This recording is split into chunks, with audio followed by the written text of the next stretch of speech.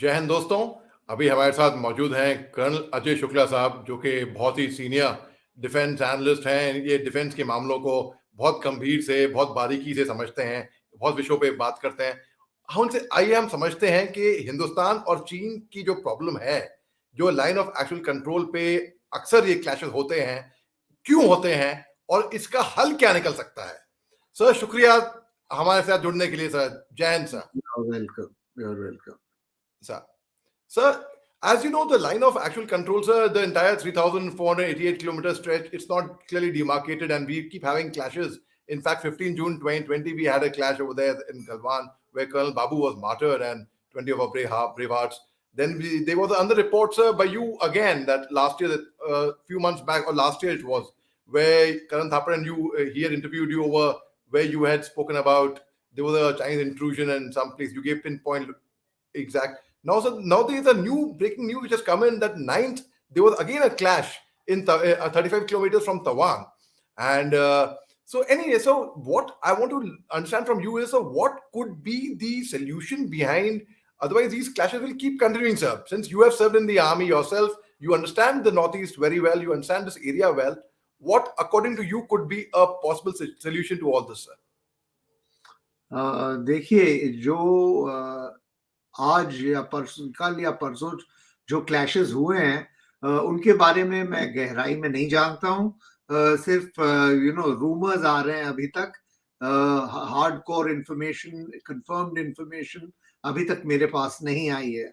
लेकिन as you put it yourself, ये कहना सेफ है कि जब तक बॉर्डर का रेजोल्यूशन ना हो, जब तक दोनों पक्ष जो है एक साथ बैठ के एक कॉमन बॉर्डर पे अग्रीमेंट नहीं होती है इन दोनों के बीच में, हिंदुस्तान और चाइना के बीच में, तब तक ये छोटे मोटे इंसिडेंट्स जो हैं होते जाएंगे। क्योंकि दोनों साइड्स जो हैं वो अग्रेसिव पेट्रोलिंग करते हैं। जो भारत की सेना है वो उस जगह तक जाती है, और जाना जरूरी है जहां तक हमारा क्लेम लाइन बनता है, और उसी तरीके से चाइना की जो फौज है वो अंदर आती है भारत के टेरिटरी के अंदर जहां तक उनका क्लेम लाइन है। तो जब आप देखेंगे तो दोनों पक्षों के थिंकिंग में ये बात है कि we have to go into the other side, but not thinking it is the other side, but it is our side, because we have claimed it. This is our claim line, and we will go up to the claim line and patrol up to the claim line so that we exercise control, and that our claim is asserted in a way to the of that territory. So that is what the basic problem is. The two sides are asserting their claims, and occasionally it leads to a confrontation. And now recently, starting from 15th of June 2020, this confrontation has the increased tendency to flare up into an armed sort of, if maybe not using weaponry, but armed with staves and knives and clubs, and the two sides are fighting each other in the most barbaric fashion. Sir, but how could it come to an end? Because unless and until, if you and I, we come into an agreement of buying property, sir, unless and until the two of us, we register the property, we get the deed made, otherwise the conflict between you and I will always be there. There's no line, there's no fencing, there's no wall, this is my territory. You'll say, no, this is my territory. So what could be a solution to that, sir? I mean, do you think the line of actual control can be made into a line of control? And if at all, how easy or difficult would it be, sir?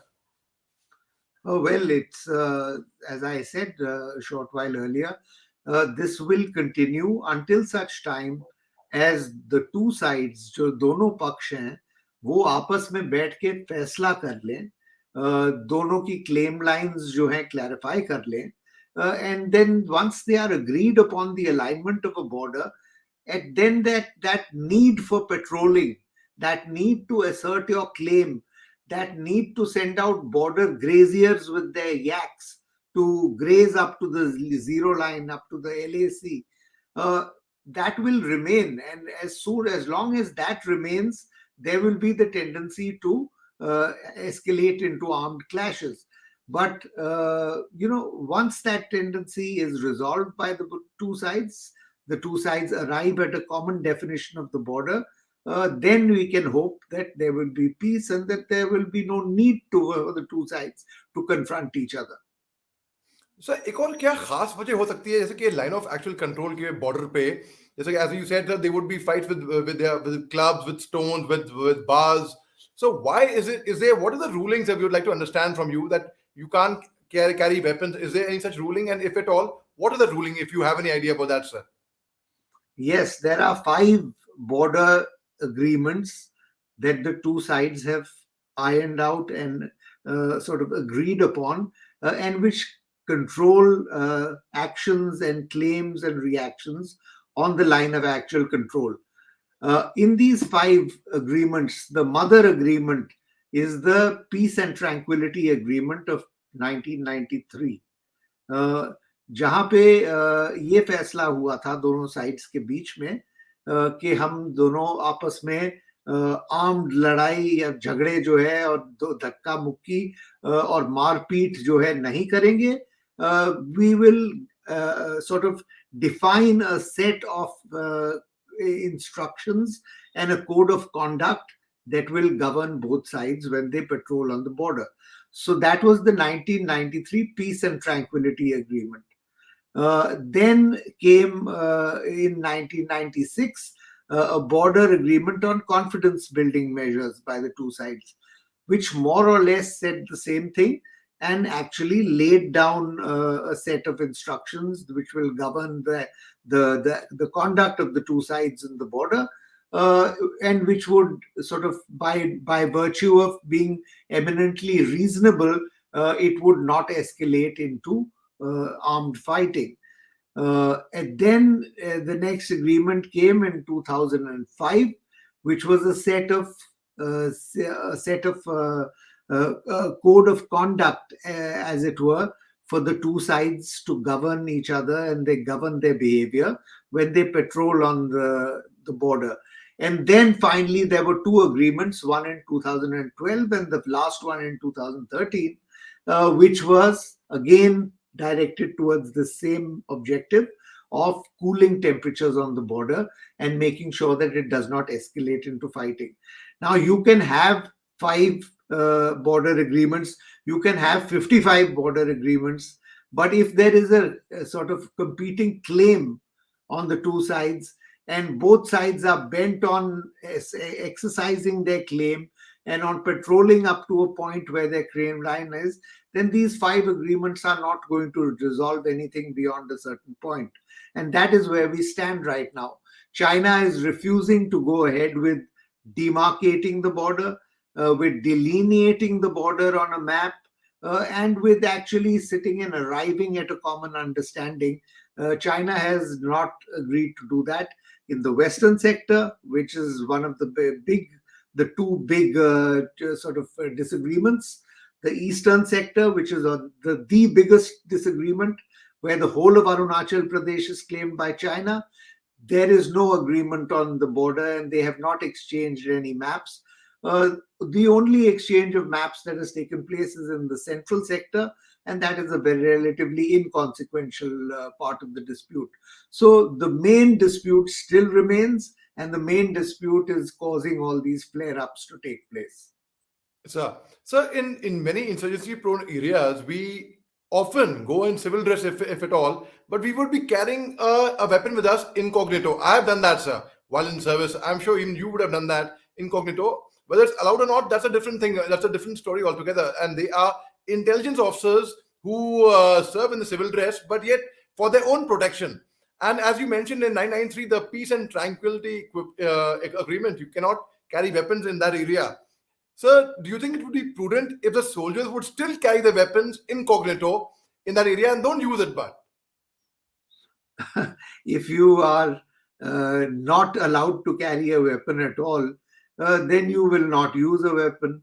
If what you are suggesting is that you will carry a weapon, but you will agree not to use the weapon, the simple fact is that war, as Clausewitz brought out very clearly, is a brutal and uncontrolled business.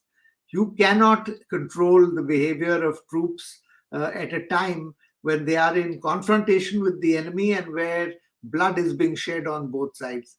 I, as an officer, would find it very difficult to pass an order to one of my soldiers who is engaged in combat with the enemy, and I would tell him, no, don't punch that hard, don't pull your punches. It's simply not possible. What you have to arrive at is a sort of agreement on making sure that the base conditions are met for peace and tranquility, so that this fighting does not take place. And once that is done, you will find these issues resolving themselves on their own. But as long as it is not done, you can have all the agreements that you like.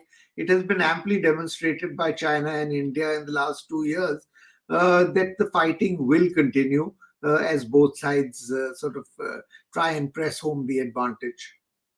So thank you very much, sir. You have explained in a very, very brief, crisp, crystal clear manner, and this is what I was wanting to hear from you, sir. If we, because I spoke to a lot of officers, they said, okay, what if we carry weapons over there incognito, but don't use it? And you have cleared that in a very, very clear manner. You have commanded in the army. You've been a senior officer. You see life from a journalist point of view and a military man. That's a very, very good combination, sir. Thank you very much for your time.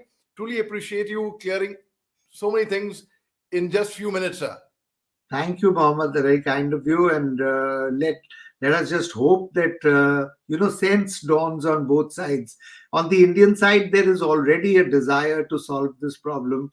The Chinese side believes that they can push it along a little further, gain a little more advantage, but that's a very short-sighted view on the Chinese side. I just hope that sort of good sense dawns and this sort of unnecessary fighting comes to an end. And for now, Mohammed, good night. Thank you. Thank you very much, sir. Good night, sir. Jai Hind, sir. Jai Hind. Thank you, sir. Okay, that's it.